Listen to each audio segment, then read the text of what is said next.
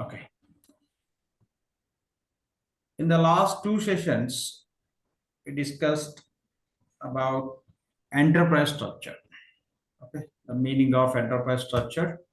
What are the different enterprise components we have within the enterprise structure? If you compare Fusion enterprise structure with EBS 11 and R12, the similarities and differences, these points we talked about. Also, we discussed the best practices which we have to consider when you design the chart of accounts for any client as a part of implementation. And what could be the different naming conventions we come across in various implementations, or what are the naming conventions client would prefer to use other than the standard naming conventions what we discussed. These are the points we discussed. So before we jump into the Just system, एक second पहले हुआ. please go on mute, please.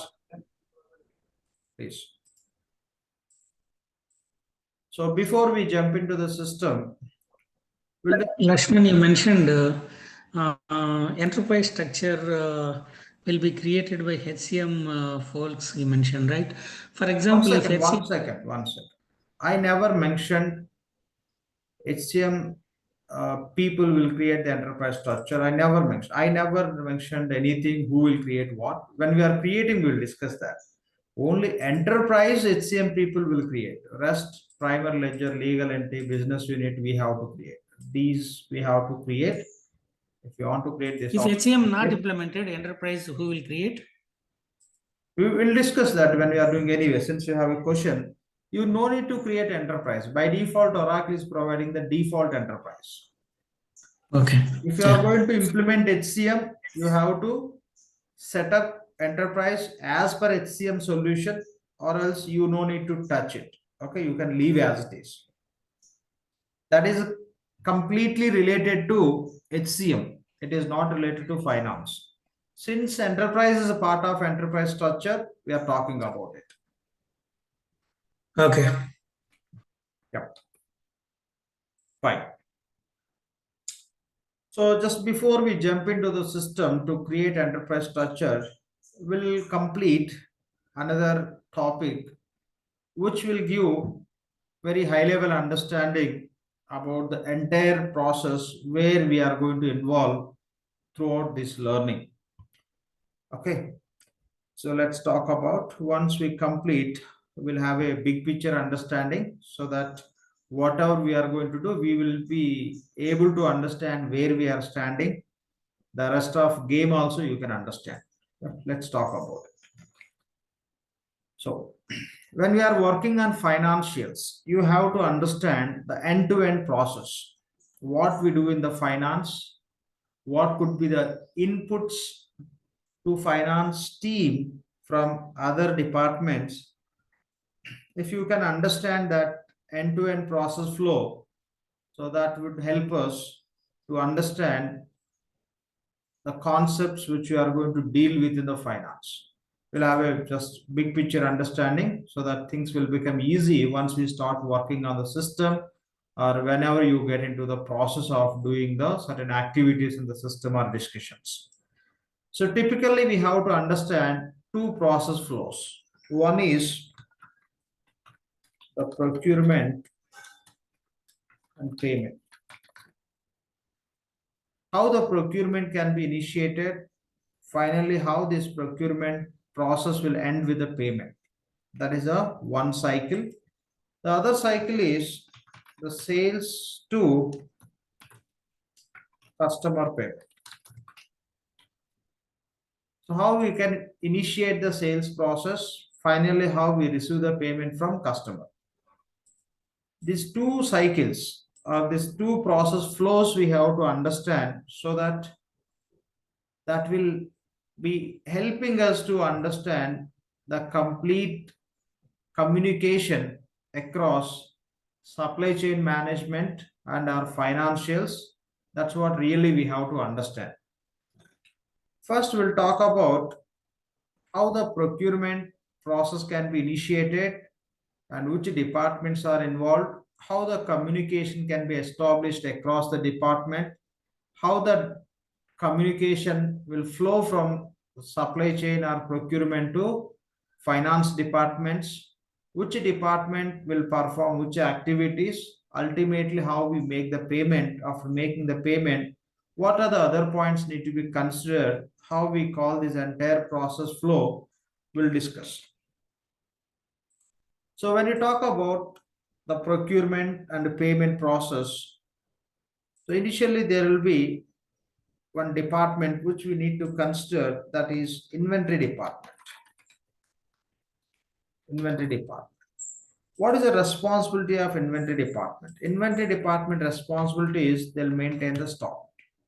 Okay, they maintain the stock. Say the client, the organization into computer sales.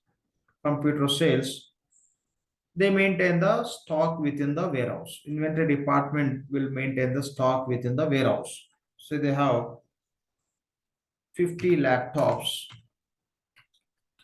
as a current stock within the inventory department warehouse. Take the use case, we received one order from customer. Okay, we received an order from customer. So the order amount is 100 laptops. Okay, 100 laptops order we received. When you receive 100 laptops order from the customer, what we have to do is we have to check with inventory for stock availability. If stock is available, that we can ship to customer and we'll get the payment from customer. The detailed process we'll see after discussing this procurement process. So we received order from customer for 100 laptops and stock is available within the inventory. We ship that items to customer and we get the payment and we close the deal. Other use case is you received order from the customer for 100 laptops, but you have only 50 stock. Order for 100 laptops, availability is 50. Now, what inventory department has to do is they have to raise the purchase requisition. They have to raise purchase requisition. Say PR, purchase requisition. The inventory department responsibility is raising the purchase requisition if there is any demand, same time shortage. The primary responsibility is maintaining the stock. If any shortage, they raise the purchase requisition and they will get the approvals within the inventory department. They have to get the approvals for the purchase requisition. Within the purchase requisition, they'll specify the information like we need 50 laptops or 100 laptops. We need within within certain period. So that's how they will highlight the requirement that they create as a purchase requisition. And that should be approved by inventory department. Authorized people should approve that purchase requisition. Once the purchase requisition is approved based on the demand they have, that they pass to purchasing department. The inventory department will pass that approved purchase requisition to purchase department. So once purchase department will receive approved requisition from inventory department, based on that they'll create RFQ, request for quotation. They'll create RFQ, request for quotation. Say the purchase requisition they raised for 50 quantity. Order for 100 quantity, 50 stock is available, they need 50 more. If they want to buy 500 more, yes, they can do it. But we'll take as per this simple example. Order for 100, stock availability is 50, they need 50 more. Say they created purchase requisition for 50 laptops. Now purchase department will request the suppliers to provide the quotation. They'll contact the suppliers. They will send the RFQ stating we need 50 laptops, so and so brand, so and so configuration, and we are expecting those laptops within 1 week, and please provide the quotation. So purchasing department will contact multiple suppliers and they'll request for quotations. Say purchasing department contacted 10 suppliers. 10 suppliers may provide, may not provide the quotations. If they are in the position to supply, then they will provide the quotation. Say they contacted 10 suppliers and 5 suppliers given the quotations. That means the purchasing department will receive quotations. They will receive the quotations. After receiving the quotations, they have to analyze the quotations. They received 5 quotations from different vendors, suppliers. Now they have to look into the quotation details. Say one vendor quoted each laptop as a 30,000. The laptop 30,000, but you have to pay immediately. They clearly mention in the quotation, yes, we can ship 50 laptops within 1 week as you are expecting, but the price is 30,000, you have to pay immediately. There is another quotation from different vendor. They quoted 32,000, but payment terms are 30 days. You can pay after 30 days. Another supplier given quotation with a 33,000 and you can pay within 6 months. They are giving credit period as a 6 months. Now, as an organization, you have to take the decision which works for you. So 30,000 are ready to pay immediately, or you may look at 33,000 is the best option because you are no need to pay now. They are giving 6 months credit time, or it could be 32,000 which you have to pay in 1 month. So you look into all these points. Okay, what is the price? What are the terms, payment terms, or other terms and conditions? Accordingly, you'll take the decision, and finally, you choose one quotation which suits for you. That we call as you choose the best quotation. Okay, whatever you treat as best quotation, that may not be best for others. Whatever we choose, we treat as a best. Choose best quotation. So we receive the quotations from the suppliers and we choose the best quotations. Once we finalize the quotation, then we have to send purchase order to supplier. We have to place the order. So we create purchase order, PO. We create purchase order. So within the purchase order, we have to enter the details like who is the supplier, what is the supplier address, which items we are going to buy, how much quantity we are going to buy, what is the price, and when we are expecting those items, and to where supplier has to ship those items. By including all the details, we create the purchase order, and purchase order we treat as a legal document. Once we place the purchase order, supplier will respond according to purchase order. And that purchase order need to be approved internally. Okay. So the purchase order need to be approved. Approvals are required.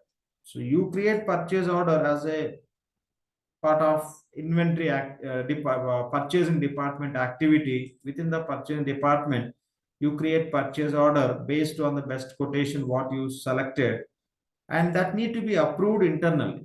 The purchase order need to be approved by purchasing department by authorized people. Once it is approved, that purchase order we will send to supplier. When you send the purchase order to supplier, supplier will respond to the purchase order by supplying the goods. The moment the goods are received by our organization, you can call as goods, or you say 50 laptops here. Our purchase order, which we are creating for 50 laptops. So supplier will supply 50 laptops that we have to record in our books as GRN.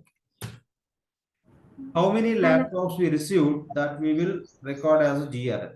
I'll stop and I'll give you the time. Okay, let me just complete few points. Definitely we'll discuss wherever you need clarity. Yep. So the moment you receive the goods from the supplier, that we have to record in our books, that we record as GRN. GRN stands for goods receipt note. Nothing but receipt. We create the receipt for the items whatever we received from the supplier. We create the GRN. Sometimes we may return back to the supplier.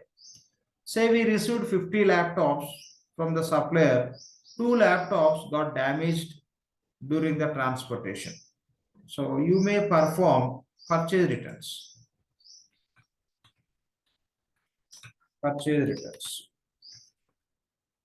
So it totally depends on the organization. All the activities can be handled by purchasing department, or else the activities like RFQ, receiving quotation, quotation analysis. These activities can be performed by the other department called as sourcing department. There could be separate department called as sourcing. So these activities reality should be performed by sourcing department. In some companies, there won't be any separate department called as sourcing. That function also will be handled by purchasing department. Here we are trying to understand the sequence of set steps which need to be followed right from raising the purchase requisition till we make the payment to supplier. Okay, so it doesn't matter who will perform, but just follow the sequence. Reality, these need to be performed by sourcing department. If no sourcing department, this can be handled by purchasing department itself. So this is how requisition can be raised based on the demand, and that should be approved. Inventory department will pass this information to purchasing department. Based on the approved purchase requisition, the purchasing department will create RFQ, request for quotations. That means they are requesting the suppliers to provide the quotation based on our requirement, and we receive the quotations from the suppliers, and we do the quotation analysis. We do the analysis. Okay, we receive the quotations, and we do the quote analysis. Okay, we do the quote analysis. Quote analysis means who is giving the best price, who is offering the best terms and conditions. It could be credit or other terms. That we call as quotation analysis. Checking the quotations to find out the best, that you can call as quotation analysis. Then after doing the quotation analysis, once you analyze the quotations, you will choose the best quotation. And based on the best quotation, you place the order to supplier. When you are placing the order to supplier, that should be approved internally. That means we will send approved purchase order to supplier. Whenever you send the purchase order, based on the request, whatever we specify, like when we are expecting the goods, accordingly supplier will supply the goods. Whenever we receive the goods into our organization, we create the GRN, goods receipt note, or simply you can say receipt. Okay, for the goods what we received, we create the receipt. If any damage for the received goods, you may return those goods, that we call as purchase returns. Okay, purchase returns is not a standard practice. If required, we return, otherwise you may not return. So this is a responsibility of purchasing department. Now what purchasing department will do is, purchasing department will pass the GRN information to payables department. Purchasing department will pass GRN information to payables department. Okay, they will pass the information saying we received 50 laptops from so and so supplier, and we agree to pay the amount within immediately or 1 week or 1 month. It depends on the payment terms. Okay, so based on the GRN information, payables department will create purchase invoice. So purchasing department is not going to pay, and inventory department is not going to purchase. Okay, they have their very isolated responsibilities. Inventory department responsibility is maintaining the stock. If any shortage, they raise the purchase requisition. The procurement activity should be done by purchasing department. Payment activity should be done by payables department. If payables department is going to make the payment, they need basic information. So that they will record in their books as purchase invoice. What details we have to capture as a part of purchase invoice? Here we have to capture who is the supplier, what is the supplier address, and how much amount we have to pay, and when we have to pay, means due date. How we have to pay? Do we need to pay through check or cash or EFT? Nothing but payment method. So these details we have to maintain as a part of purchase invoice. As per due date, payables department will process the payment. Okay, as per due date. So there should be due date for every invoice, and we will process the payment to supplier by following the due date. Say process payment. The payables department, the key responsibility is recording the purchase invoices based on the purchases done by purchasing department, and they'll process the payment as per the due date. Purchase invoice you can create based on the GRN, and also you can create based on the purchase orders. When we are working on the system, we will understand. We will create invoices based on the purchase order, or you can create invoice based on the GRN. We will do this exercise in the system. Okay, so we can understand. For now, you take the simple point. So we create purchase invoice based on the GRN information. Okay, based on the GRN information, we create the purchase invoice within the payables department and will process the payment as per due date. When you create the purchase invoice, why you are creating the purchase invoice? Different reasons. Maybe you taken the service. Okay, you taken the service. For that, you are creating invoice. You taken the service for the reason you took the services from the vendor and you have to pay. You may create purchase invoice as a service related, or else you spend some expense. For expense, whatever you spend, you have to pay to the supplier. You may create invoice for expenses, or else you may have to pay to supplier since you purchase some goods. Could be invoice. The invoice what you create in the payables, it may be related to goods. You have to pay for goods what you procured. Sometimes you may purchase asset also. The invoice what you create, that may be related to asset purchase. So these are the different reasons why you create invoice. Sometimes you may render the services from the supplier. You have to pay to the supplier. Now the services, whatever you taken from supplier, you may create invoice related to services. Sometimes you may spend some expenses. To pay that expenses, you may create invoice in the payables. And sometimes you may create invoice, or say most of the times you create invoice with the goods. You purchase goods from the supplier and you move to inventory. The invoice related to goods, and you may have invoice when you purchase the asset for your organization. Okay, you purchased laptop to use in the office, not to sell. That is asset. If you are buying the laptop to sell to the customer, that is a different story. That you treat as a goods. You are purchasing to sell. But you are purchasing laptop to use, that you treat as asset. So this is how you can create the invoices with various reasons.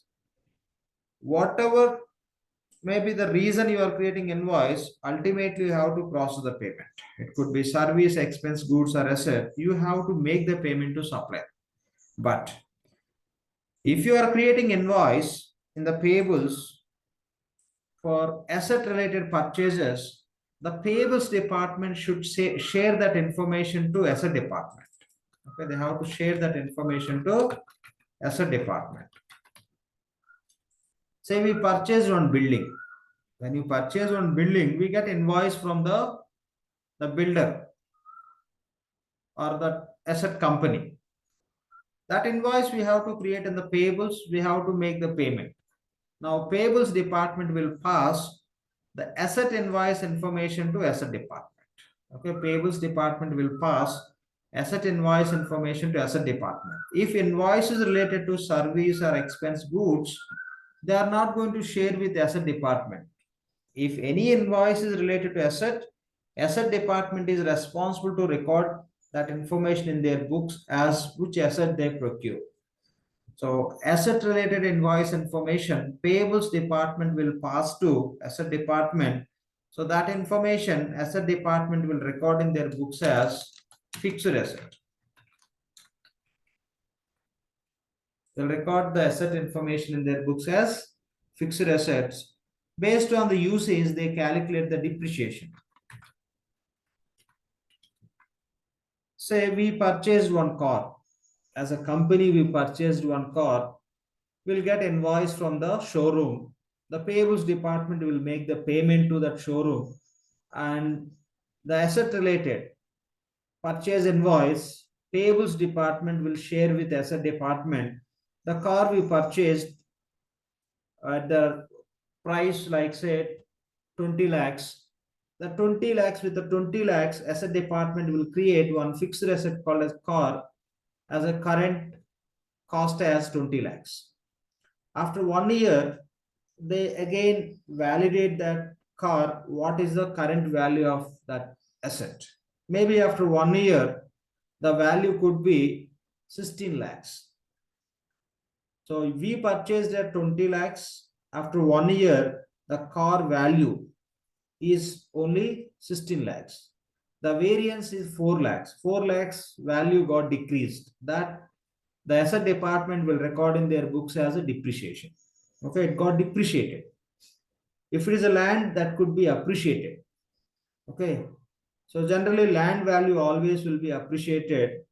The most of the other assets value always will come down. That we record in the books as a depreciation. So primarily asset department responsibility is, if any assets are available in the organization, they'll maintain in their books and they'll calculate the depreciation. Okay, they will reduce the value based on the usage or time by following the different methods.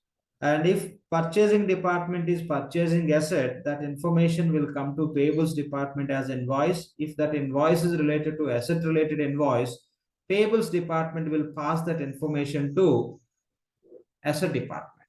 So asset department will create the same information in their books as fixed assets, and they calculate the depreciation.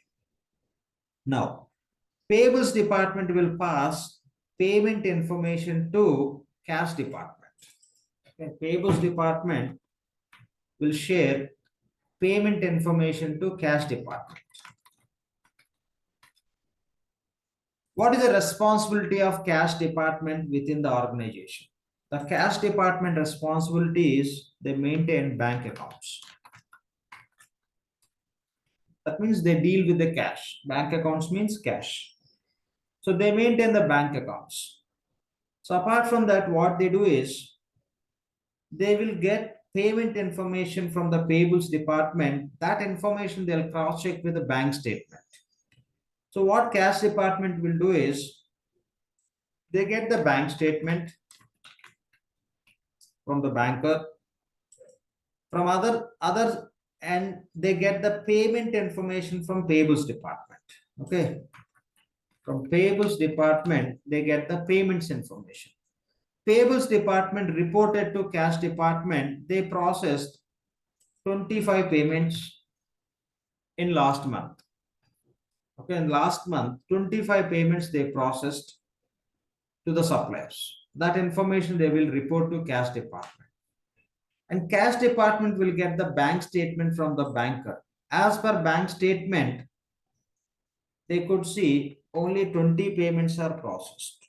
They have to make sure everything is matching. If not matching, what is the potential reason? Now, as per payables department report, they processed 20 payments, 25 payments. But as per bank statement, only 20 payments are reflecting. They have to understand why remaining 5 are not reflecting. The reason could be 25 checks they issued to the suppliers, but suppliers submitted only 20 checks in the bank, those got cleared. Or else it could be 25 checks are submitted by suppliers, only 20 got cleared, remaining 25 may be in clearing process.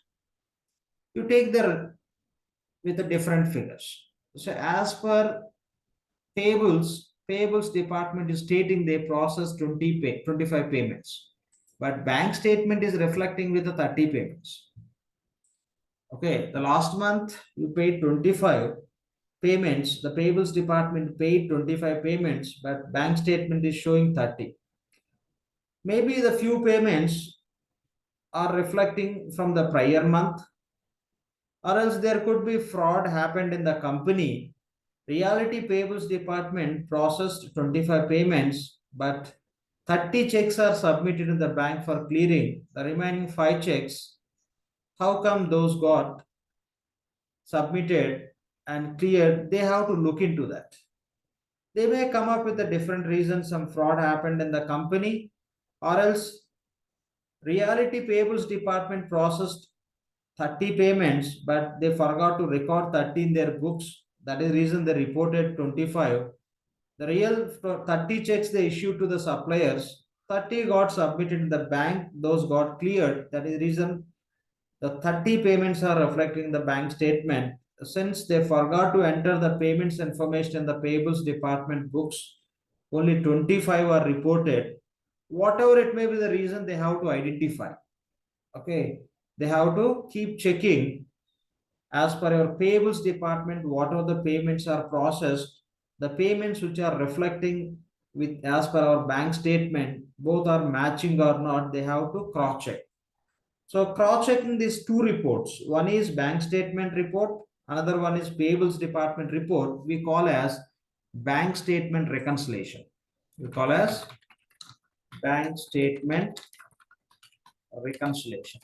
Okay, so bank statement reconciliation means we cross check payables report with bank statement report. Okay, payables department is claiming 25 payments they process, and we will verify that 25 are reflecting in the bank statement or not. How many are reflecting? What could be the potential reasons to not to reflect or for the variance? That exercise we call as bank statement reconciliation. Bank statement reconciliation means we cross check payables payments with the bank statement payment records, payment activities. So this we call as bank statement reconciliation. Okay. So this activity should be performed by cash department. So all these departments will send the data to one common department so that we'll be able to create the financial reports. Okay, all the departments will send the data to common department. As per the organization structure, there could be common department or not. There could be few people will be looking into this kind of activity. What they will do is they will collect the data from all the departments and they can prepare the reports accordingly. But for our understanding, let's take example as common department. The common department responsibilities, they collect the data from all the departments. They collect the data from cash department, payables department, asset department, inventory department, purchasing department. From all the departments, they collect the data and they prepare the reports. So this is a typical procurement process, right from requirement and till we make the payment. Okay. So whenever you find the demand in the organization, the same time if you have a shortage, you raise the purchase requisition and you make the payment. After making the payment, rest of activities just sharing the information with other departments. Those are not core business activities. So within the organization, you are sharing the asset related purchase invoice information to asset department, the payment information to cash department for reconciliation. Ultimately, from all the departments, we are sharing the data with common department. The key business activities are happening across these three departments: raising the requisition and getting the quotation analysis, choosing best quotation, placing the order with approvals, receiving material and recording the GRN, if required, performing the purchase returns, and recording the purchase invoice against the supplier and making the payment. These are core activities in the entire process of procurement and payment. Okay, these are the three primary departments which are involved in the right from requisition to payment. The other departments will get some inputs from these departments. Okay, from payables department, cash department will get what input? Payments input. How many payments they processed. Asset department will get input from payables department, which assets are purchased in the organization. And common department will get input from all the departments. So all the departments will share the activities what they did in the respective department. So this is how the communication takes place across the department. For each department, Oracle is offering one application. Okay, for each department, Oracle is offering one application. We'll see what application Oracle is offering for each department. Then we will get into Q&A. If you have any questions, we'll discuss. First, let me just label those department specific applications. Then I'll take your questions. Okay. So inventory department. What is the primary responsibility of inventory department? They maintain the stock. If any demand in the organization, same time shortage, they raise the purchase requisitions, they'll get approval. Apart from that, they could do some other inventory related activities within the inventory. To manage such kind of activities, Oracle is offering one application called as Oracle Fusion Inventory Application. The short name for Fusion Inventory is INV. So Oracle is offering Oracle Fusion Inventory Application. By using Oracle Fusion Inventory Application, we'll be able to maintain the stock and we can raise the purchase requisitions and we can perform other inventory related activities within the inventory application. What are the activities typically purchasing department should perform to perform those activities? Very key activities, purchase orders. Purchasing department is responsible to create the purchase orders. And these activities ideally can be performed by sourcing application, sourcing department, or we have from Oracle sourcing application also. But here, let's take the name. So for purchasing department, Oracle is offering an application called as Oracle Fusion Purchasing Application. For the purchasing application, short name is PO. When you talk about PO, application point of view, PO means purchasing. In terms of activity, PO means purchase order. Okay, here we have PO short name, here also we have PO short name. If somebody will ask you, what do you mean by PO? You should say PO is nothing but purchasing application.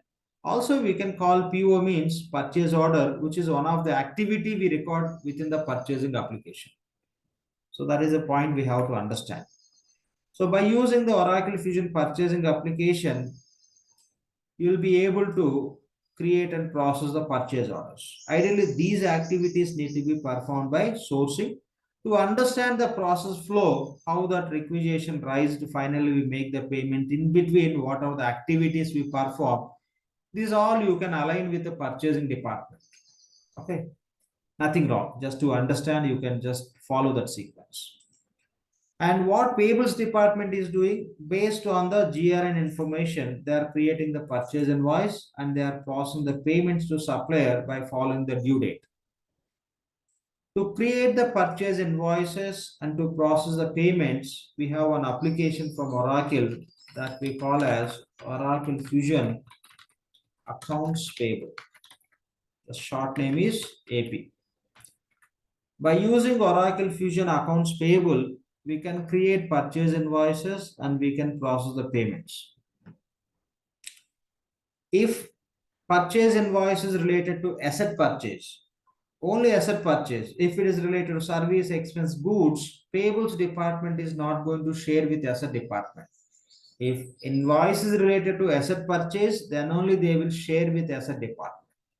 Then asset department will create that information in their books as a fixed asset and they will start calculating the depreciation.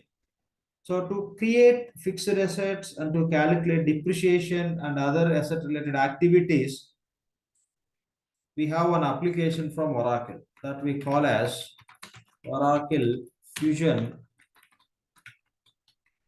Fixed Asset. The short name is FA. By using Oracle Fusion Fixed Assets, you can create assets and maintain in the fixed assets application. And also you can calculate the depreciation, any other activities like retirement, etc. Any sort of asset related activities you can perform by using fixed assets application. And the payables department is sharing payment information with the cash department. What cash department is doing? They are maintaining the bank accounts and they are performing the bank statement reconciliations. To maintain the bank accounts and to perform the bank statement reconciliation, we have an application from Oracle that we call as Oracle Fusion Cash Management.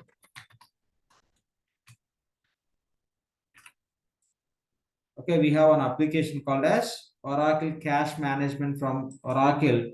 The short name is CM, or you can call it as CE also. We have another application called as Cost Management. Cost Management, CM. That is the reason we differentiate the cash management always with the short name called as CE. CE means cash entry system, nothing but cash management. So by using Oracle Fusion Cash Management application, we can create and maintain the bank accounts and we can perform bank statement reconciliations. Along with that, any other activities related to bank statements or bank accounts, yes, those activities also you can perform within the cash management application. So ultimately, from all the departments or say from all the applications, we are sending the data to common department. Means common department is responsible to collect and maintain the data from the different departments to produce the financial reports. To collect the data and to maintain from all the departments or say from all the applications, we have one application from Oracle that we call as Oracle Fusion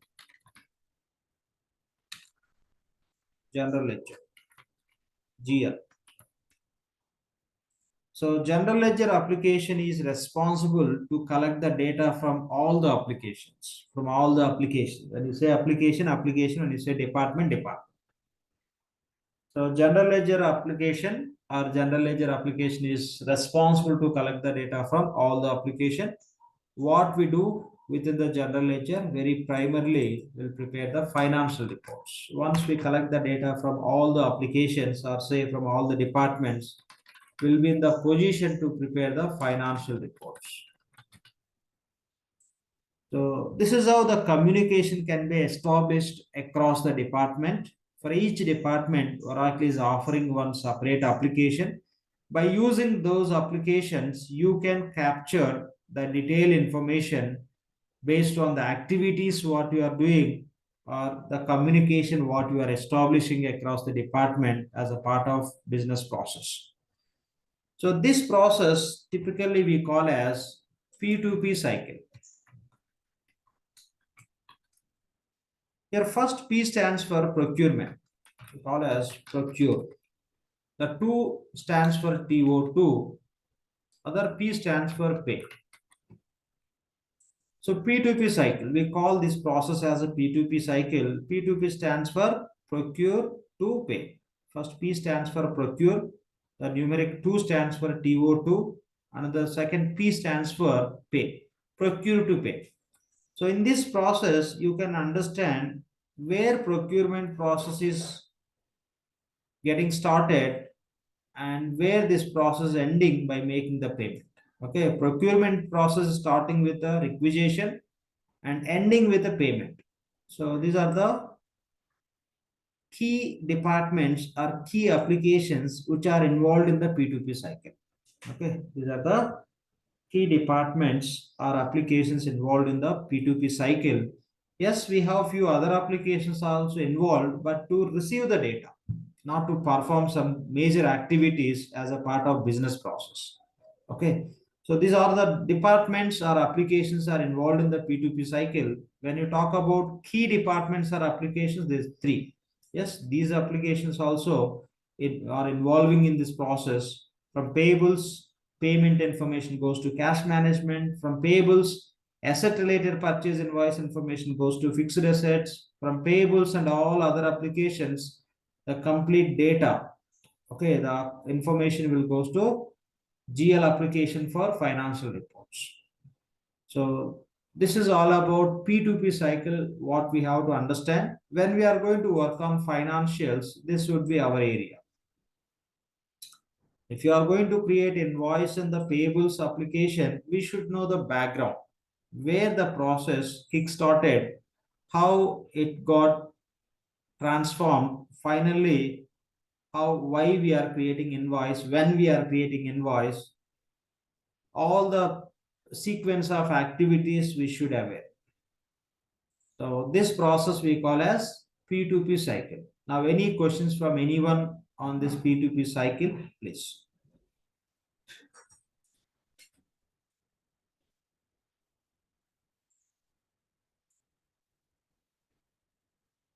No questions. Now we'll understand how the sales process can be initiated, how we can get the payment from customer, what would be the kickoff activity to start. Please. Any questions? Yes. Please. Uh, Hi. Yesterday you told us now you will teach how to done all the enterprise structure in instance. That will be covered later, or you have already covered. What is that? Can you repeat your question? You told yesterday that you will teach today the enterprise structure on instance. How to prepare that? Correct. Okay, that we just we planned today. We will discuss this process flows, and in the next session we will start working on that enterprise structure. Okay. And the another question is that you have told the Oracle Fusion inventory in that we will prepare PR, or in procurement we prepare PR. In inventory, what you mentioned? In procurement application in instance we prepare the PR, no? PO, PR, purchase requisition. It's a inventory part department. of We module of discussed procurement, no? inventory department will create the purchase requisition. Yes, that can be Mm. created by purchasing department also. Okay. But ideally, inventory department is responsible. But within the organization, that can be done by purchasing department or inventory department. Anyone can do that actually. But it's a part of procurement module in application, Yes, yes, yes. right? Yes. Okay. That Thank you. you as an organization you can take the responsibility. You want to give the access to inventory team to create the purchase requisition, or you want to give the access to the people who are working for purchasing department. That is Yes. organization decision. But in terms of sequence of activities, this is the process we have to follow. Okay. In fact, GRN also. GRN, who will receive the goods? Inventory department, right? Yes. Inventory department will receive the goods and inventory department will create the GRN. Okay. And purchase returns also, who will perform?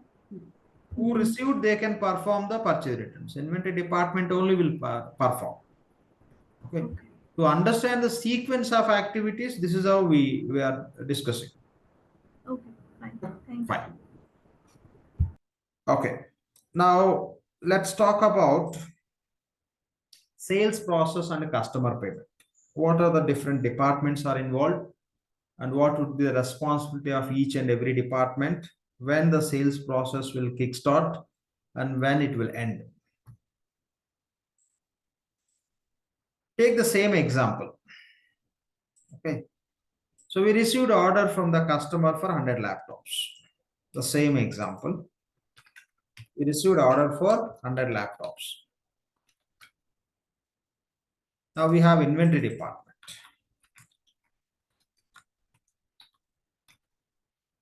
So we received order from the customer for 100 laptops.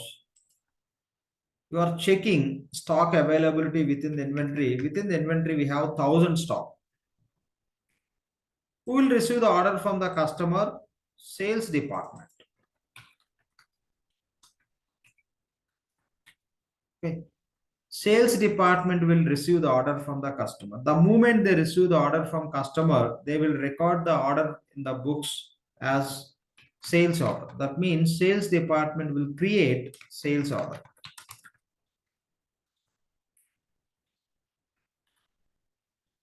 Sales department creates sales order. When they get order from the customer, they record sales order in their books.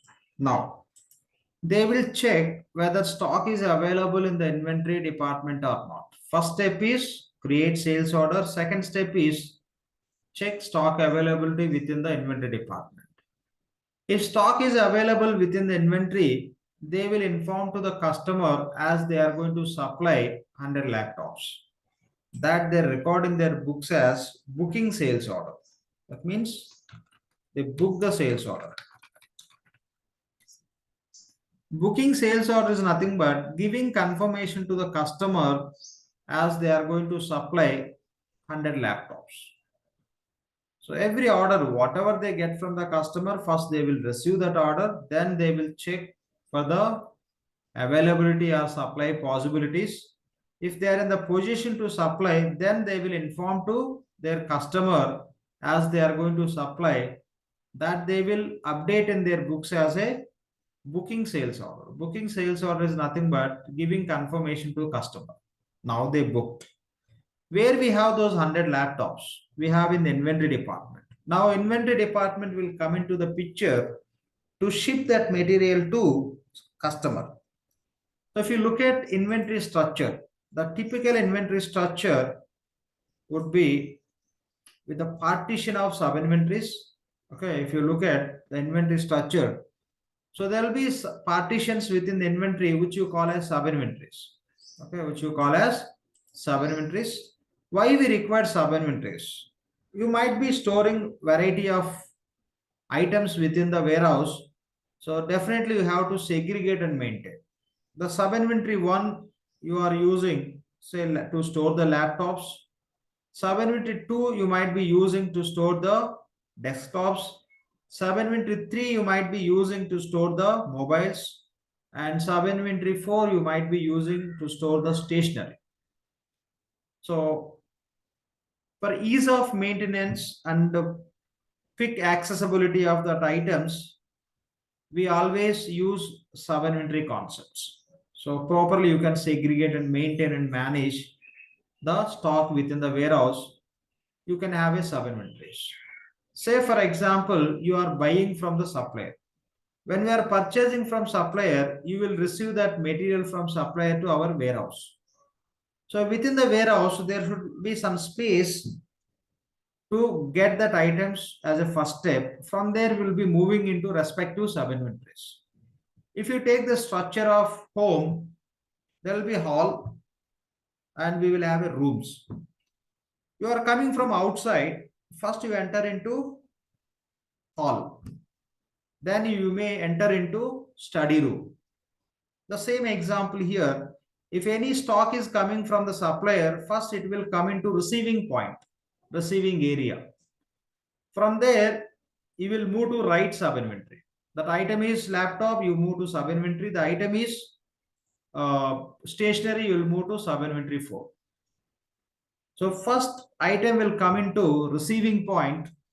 However, we enter into main hall. From the hall, we will enter into respective room. The same way, first item will come to receiving point. From receiving point, you will move the material into right sub inventory. If you are selling to the customer, say for example, you want to go out from the home. Now you are in the study room. From study room, you have to enter into hall. First step, study room to hall. From hall to you can exit.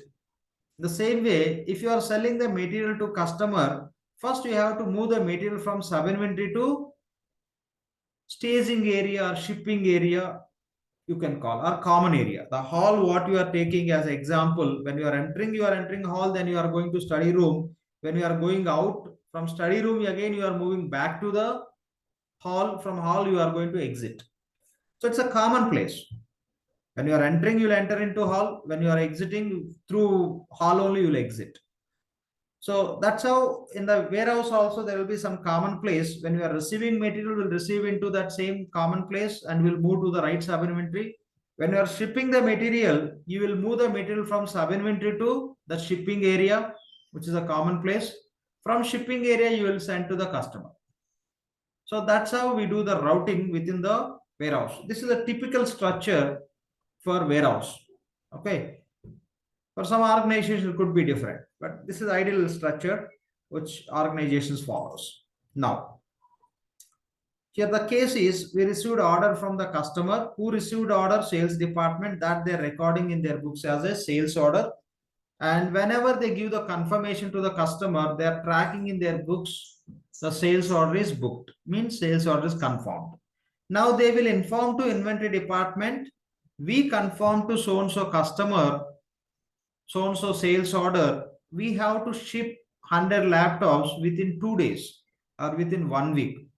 That kind of note they will pass to inventory department. Now inventory department should start working on the process of shipping those 100 laptops to the customer. At the same time, inventory department is responsible to update the progress of that shipment with the sales department. The reason, customer is going to call to sales department to make an inquiry, what is the status of my order?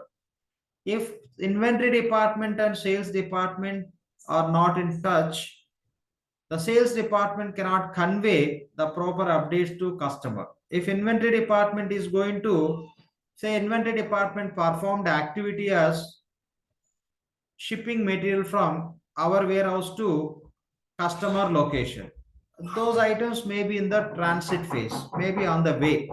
Okay, maybe on the way. In this case, if you get a call from the customer, sales department should be in the position to inform to customer, yesterday we shipped material, those are on the way, probably you will receive by today evening. That sort of update sales department required. That is the reason inventory department is responsible to update to sales department about the sales order which they are executing in terms of shipment. So now what happens is, sales department recorded sales order, they confirmed and they given that information to inventory department. Now inventory responsibility is shipping that material to customer. It could be inventory department, or in some organization there could be separate department called a shipping department. Okay, logistics, whatever. But inventory department is the point of contact to sales department. Now, as a first step, what inventory department will do is they'll move the material from sub inventory to shipping area. You can call it a staging area or common place. The first step is they move the items from sub inventory to shipping. Whenever they move the material from sub inventory to shipping area, they have to intimate to sales department. They have to update. So you asked us to ship the material to so and so customer, sales order number is so and so. For that sales order, already we moved material from respective sub inventory to staging. Those all items are packed and it is ready to ship. They will update. Whenever they get the update from the inventory department stating they moved material from sub inventory to shipping area, that they will record in their books as pick release is completed.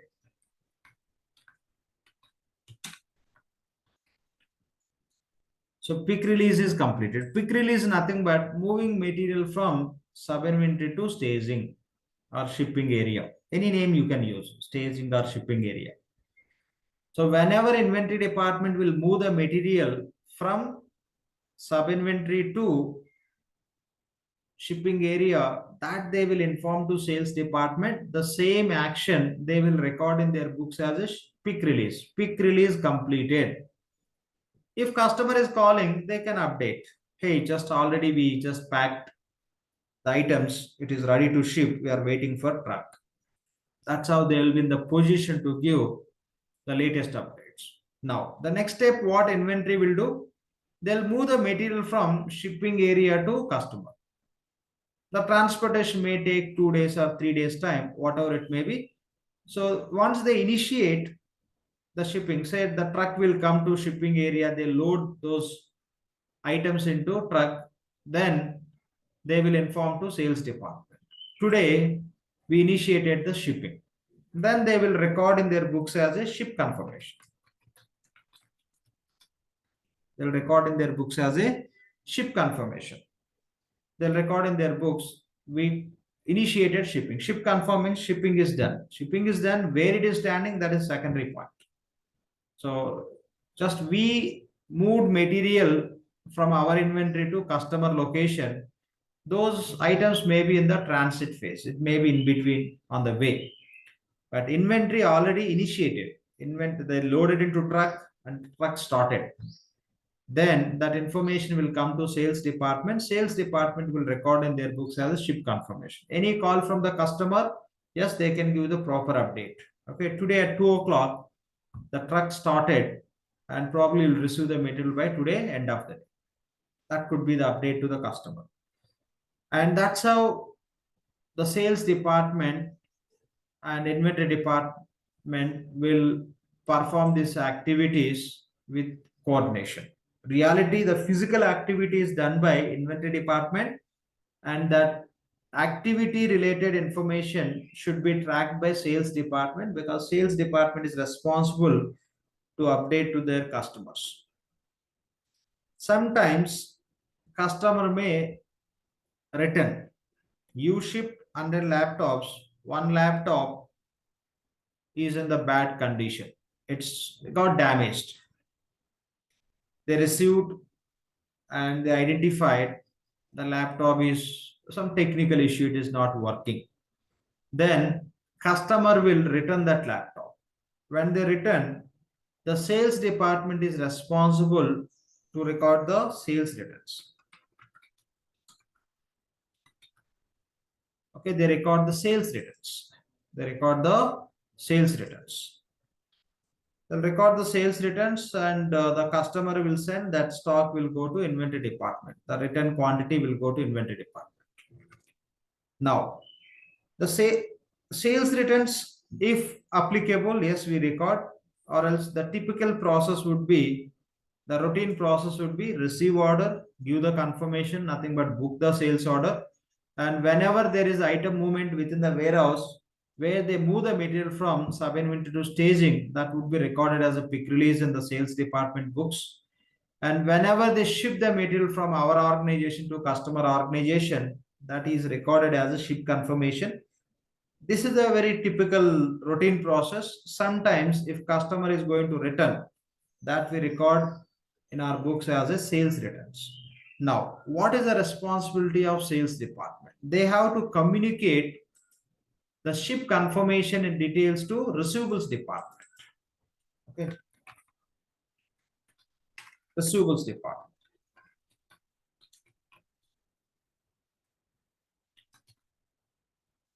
Okay, there will be receivables department. What the sales department has to do is they have to share ship confirmation details to receivables department. Means what information they will share. For so-and-so customer, we sold so-and-so items, the quantity is so-and-so, price is so-and-so, and the customer committed to pay within 1 week. Those details they will share with the receivables department. Now, receivables department responsible is collecting payment from the customer. If they want to collect the payment, first they need the details from whom they have to collect, how much they have to collect, and proof of sales. So based on the ship confirmation details, receivables department will create sales invoice in their books. They'll create sales invoice. Within the sales invoice they'll create based on the ship confirmation. To whom they shipped, the material. Based on that, they'll create the sales invoice. Within the sales invoice, they will capture details like who is the customer, what is the customer address, what items our sales department sold, how much quantity, what is the price, what are the payment terms. All the details they will get from the sales department, and they create sales invoice. And sales department will follow up that customer. Whenever they get the payment from the customer, that they will record in their books as a receipt, or you can call as customer payment. You can call as customer payment or call it as receipt. Whenever they get the payment from customer, that they record in their books as a receipt, nothing but customer payment. Now, receivables department will share this receipt information to cash department.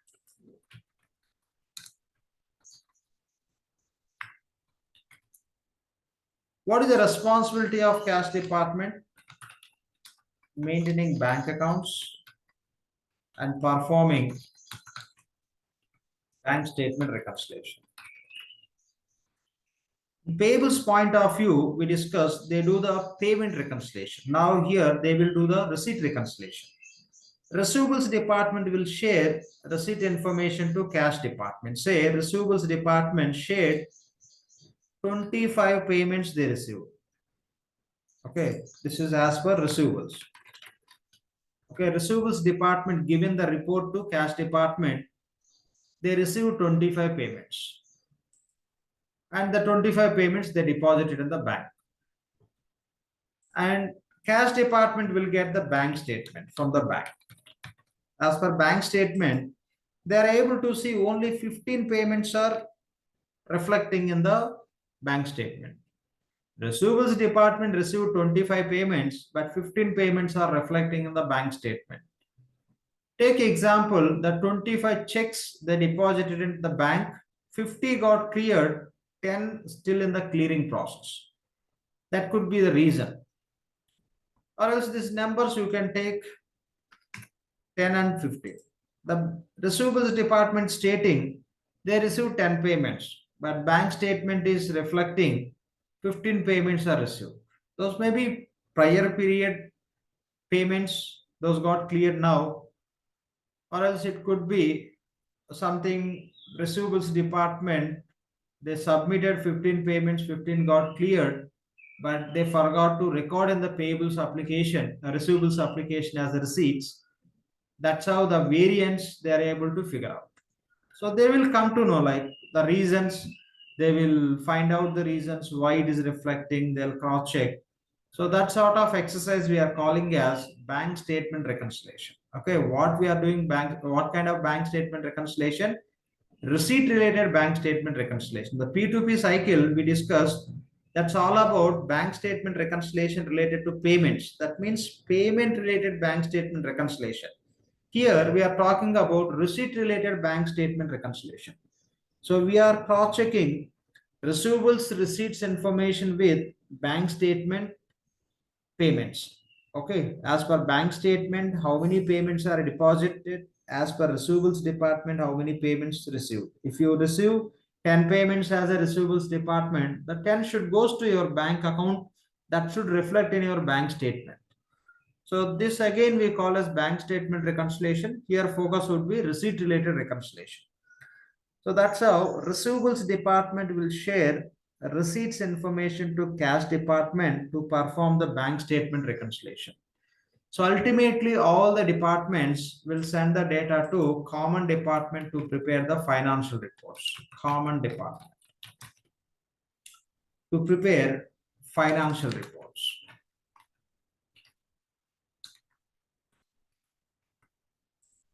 So this is a typical process when you kick off the sales activity. Okay, whenever you are into sales, you get order from the customer, you record that order as a sales order. For customer point of view, they call it as purchase order. They are placing order to purchase, but you are receiving to sell. So we call as sales order, they call as purchase order. For customer point of view, purchase order. Since we are selling, we act as a supplier. As a supplier, we call it as a sales order since we received order to sell. So we record the sales order in our books and we'll check with the inventory department for stock availability and we book the sales order. Whenever inventory will move the material from sub-inventory staging, that we track in our books as a quick release. And whenever they move the material from our inventory or our organization to customer location, that will record as a ship confirmation. These two are physical activities which are performed by inventory department, but those need to be tracked as a part of sales department activities as a follow-up. And if customer is going to return any material, that we have to record in our books as sales returns. If your sales order is whatever the sales order you created, say for 100 laptops, now customer is returning one laptop. Now with the sales returns, we will reduce one quantity from the sales order. The sales order we created for 100, we shipped 100. One item we got as a return. That return against which sales order? From that sales order only, we have to reduce that one laptop by creating the sales returns. So sales department will pass ship confirmation details to receivables department. Receivables department will create sales invoice based on the ship confirmation information. And whenever they get the payment from the customer, that they record as a receipt, or you can call as a customer payment. They don't receive the payment. They have to do some follow-up. There should be some collection kind of activities. So then they'll get the payment. Okay, but primary activities which we capture in receivables is recording the sales invoice and recording the customer payment. In between, there could be some calls to the customers to follow up. Okay, they may send the collectors to that location, or else collectors may follow up the customers to collect the payment on time. So that is a different treatment. But receivables will create the sales invoice, and whenever we get the payment, when we get secondary, when we get the payment, we record as a receipt. And receivables department will share the receipt information to cash department. So based on the receipt information, receivables department can perform bank statement reconciliation. In this process, bank statement reconciliation is nothing but cross-checking bank statement related customer payments with receivables related receipts. We have to cross-check. We have to figure out the reasons why those are not getting reconciled, why those two are not matching, two records are not matching. We should be able to figure out the reasons. So finally, all the departments will share the data with the common department, so that common department will be in the position to prepare the financial reports. So here, for each department, Oracle is offering one separate application. So already we discussed about inventory department. For inventory department, Oracle is offering Oracle Fusion inventory application. And for sales department, okay, sales department is creating the sales orders, they are booking, they are capturing quick release, ship confirmation if required, sales returns. If any other activities, yes, they will do. To manage these kind of activities, Oracle is offering an application called as Oracle Fusion Order Management. Short name is OM. Okay, order management application, short name is OM.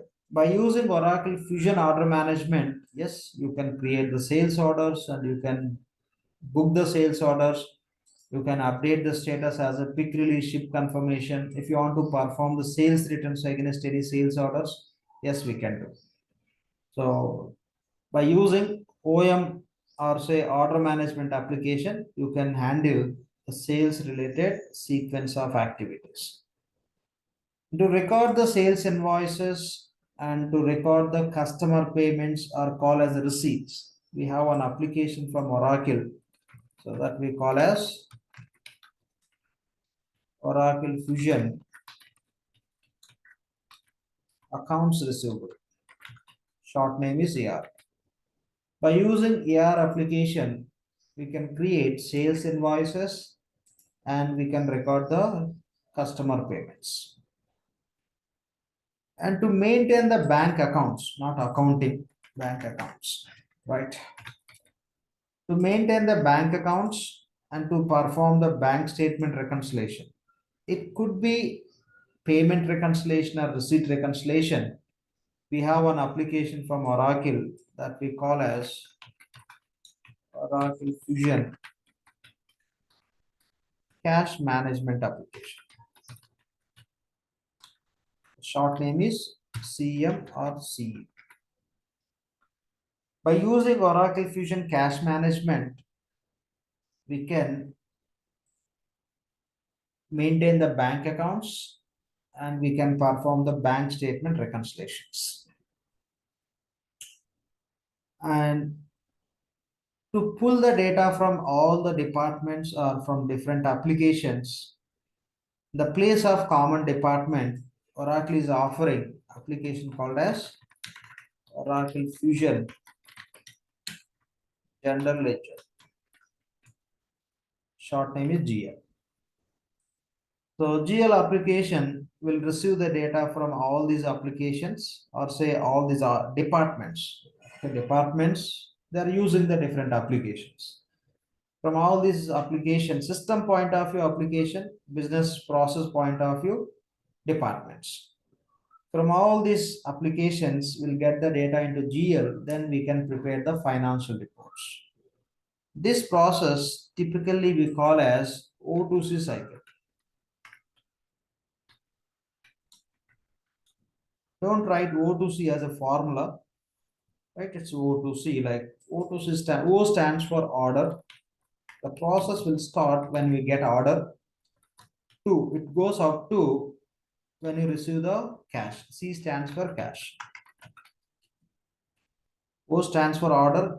The numeric 2 stands for TO2 and C stands for cash. O2C cycle means order to cash. The process will kick off when we receive the order. The process will end when we receive the cash from the customer payment. So this process we are calling as O2C cycle. Why we are calling P2P and O2C as cycles? That is a repeated activity. So today we purchased, yes, we raise the purchase requisition, we raise the RFQ, we receive the quotations, we place the purchase order, we create the GRN if required purchase returns, and we create purchase invoice and we'll process the payment and we'll share the data with the cash management, fixed assets to GL. And tomorrow you are going to purchase laptops, you are going to purchase tomorrow. You may not repeat quotation process. Yesterday itself you identified the right supplier. Again, you no need to identify the right supplier today also. There won't be any huge difference in the price, etc. in the market within one day. If you are going to buy the laptops next month again, and next month you may take initiative of getting quotations and choosing the best quotations, best supplier. But if you are buying tomorrow, you no need to kickstart this quotation process. You can raise the purchase requisition. Already you have a suppliers who can offer you at best price. Directly you place the purchase order, and rest of process anyway you have to run through. So this is kind of cycling activity. Whenever there is a demand as well as shortage, if there is any shortage, then raise the purchase requisition. If required, go with the RFQ process or else directly create PO and we have to run through the entire cycle. The same is applicable for sales. You received sales one order from the customer. Yes, you have to follow all these steps and you have to follow these steps, everything you have to follow. Tomorrow you will receive the order from customer. Yes, we have to record as a sales order. We have to confirm nothing but booking, and inventory should perform activity as a picking and shipping. If required, you have to record the sales returns if customer is going to return, and you have to create the sales invoice to bill the customer. Whenever you receive the payment from customer, record receipt and share that information with the cash management for bank statement reconciliation. Share the data to general ledger application to prepare the financial reports. So it is repeated activities. That is the reason this we are calling as cycle. Okay, it's cycling act all the time. It will keep repeating. Okay, these are recurring activities. That is the reason P2P and O2C we call as cycles. Okay, these are the two very primary cycles when we talk about our finance. So in this cycle, we are standing here with our financials. So when we are receiving the sales invoice, what is the background? We should aware. Okay, we should aware. There should be process called as creating sales order and booking quick release. Once ship confirmation is performed for sales order, that information we will record in the receivables application as a sales invoice. If you have a sales order and you booked, we are not going to create invoice. That need to be confirmed. The shipment should be confirmed. Then only we will get that update to receivables department. Then receivables department will be in the position to create sales invoice based on the ship confirmation details. So this is all about O2C cycle. Any questions here, please?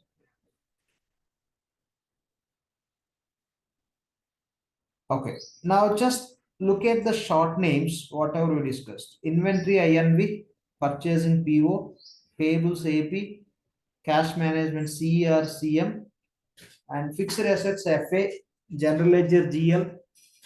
If you look at this O2C cycle, yeah, same inventory as INV.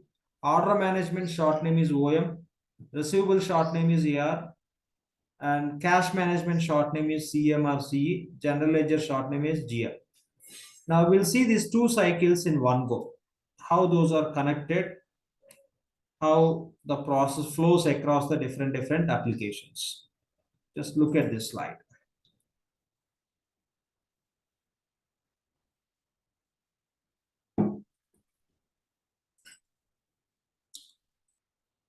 If you talk about P2P cycle, this is the area of P2P. So inventory responsibility is maintaining the stock. If any demand, any shortage, we raise the purchase requisition PR. And we have to get approvals. Then inventory will pass that information to purchasing department. There you can perform RFQ quotation process and quotation analysis, choosing the best quotation. Typically, these activities can be performed by sourcing department. For our understanding, we can take these as a part of purchasing, nothing wrong. So once you choose the best quotation, you create the purchase order. Whenever our organization will receive the material, we record the GRN. If required, we perform the purchase returns. Now, purchasing department will pass GRN information to payables department AP. Based on that information, payables will create purchase invoice and they'll make the payment. The payment information, payables department will pass to cash management, okay, for bank statement reconciliation purpose.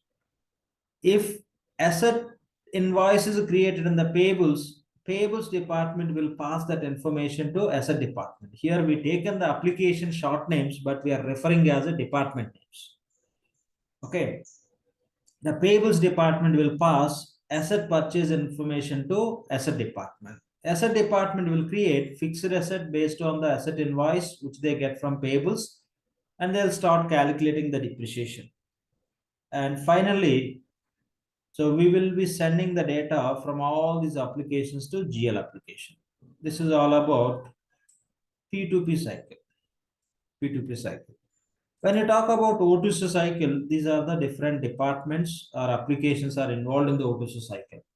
When you receive the order from the customer as a part of a sales department, as per application order management, within the order management application, we record the sales order.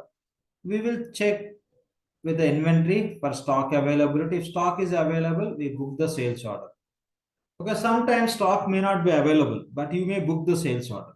When you talk to inventory department, they may say stock is not available, and inventory department can talk to purchase department saying we need 100 laptops. Customer is expecting within 10 days.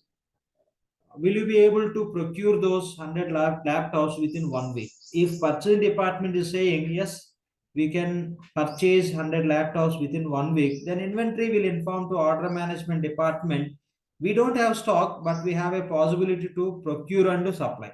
Then that is the case, the sales team will update to the customer as they are going to supply even they don't have stock. Their plan is They have to supply in 10 days. Their plan is they will purchase within 1 week and they will supply in 10 days as per customer expectation.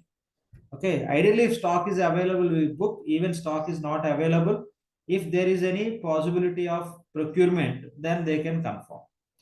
So based on the inventory movement, they will track these statuses. And if any returns from customer, we record the sales returns within the order management department or application. And order management department will pass ship confirmation details to receivables department. Receivables department will create the sales invoice against the ship confirmation. Whenever they get the payment from customer, they record receipt. Now receivables department will pass, or say the receivables department will share receipt information with the cash management application or department to perform the bank statement reconciliation. Between AP and CM, payment reconciliation; between AR and CM, receipt reconciliation. Whatever it may be, payment or receipt reconciliation, simply we call it as bank statement reconciliation. So finally, from all these applications, we'll send the data to GL to prepare the financial reports. So this area we call as financials applications. This area we treat as supply chain management application. So reality, when you talk about supply chain management, PO or not purchasing application, we don't consider. But typically, it will support the supply chain execution. That is the reason you can consider. But by default, when you say supply chain, you should not include PO. Okay, supply chain means, so you will have a stock and you will be shipping to the customer. You will be performing the shipments. That comes under supply chain. Supply chain, you are the chain of supply activities, we are calling a supply chain. So procurement function can support the supply chain. That is the reason you can treat procurement or purchasing also part of supply chain, but reality no. But you can treat as a, so PO is part of supply chain management. Okay, so this area we treat as supply chain management, SCM, supply chain management. So yes, as we discussed, application we can call as module also. So other than GL, all applications we treat as subledger applications. Okay, I think somebody is trying to draw something. Please. Okay, please don't touch any tools. Yeah, please. Okay, fine. So other than GL, all applications we treat as subledger applications. The reason, if you take example, say in AP you have 10 records, ER we have 10 records, and say in the FA you have 10 records. The same way in all the application, each application we have 10 records. That means total, so we have here 3, 6, 7. 7 applications. From each application, 10 records will come to GL. In GL, it will become 70 records. When you compare AP with GL, in GL we have 70 records, in AP we have 10. That means compared to, when you compare AP with GL, AP is subpart. Okay, in 70, AP portion is 10 only. That means that is sub application compared to GL. So that's how all the applications we call as subledger applications. The GL is treated as a main ledger application. Okay, the GL is treated as a main ledger application, the primary ledger application. So all other applications we call as subledger applications. So simple point, other than GL, all applications we treat as subledger, because you will record the transactions in those applications. Finally, from all the applications, we'll send the data to GL only. So that's how the GL is just separate application, and other applications we call as subledger application. When you call it as subledger application, what then how you call as GL? GL we call as GL only, but you can call as it's a main ledger, primary main ledger application. Okay, so it is a main ledger application, but we don't call as main ledger. Just for comparison, I'm using the term. So GL is general ledger, and other applications are subledger applications. So this is what we have to understand when you talk about P2P and O2C. So this is our primary area. And yes, we will understand this P2P and O2C also, but we will be primarily focusing on P2P. reason when you are creating the purchase invoice, you should seriously aware of how these POs and GRNs can be created within the purchasing. That's how the data flow with the AP. When you talk about receivables, it is disconnected mode. If sales order is ship confirmed, just what we have to do from receivable side, just we have to import. We have to import the ship confirmation information into receivables as a sales invoice. More than that, we are not going to do.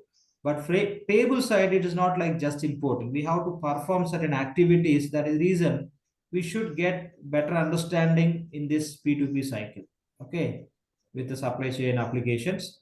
But here it is one step only we perform when you are working on AR application as a finance consultant. We should know one step how to bring that sales order information into AR. Other than that, we are not going to do anything within the order management. We'll see as a part of our classes, okay, what we have to understand, we'll work on those. So this is all about P2P and O2C cycles. Any questions from anyone, please? You are saying that in GL, all the sub-ledger effect will go, right? Either it is a part of a supply chain, PO, invoice, and inventory or OM, Yes, right? you are right.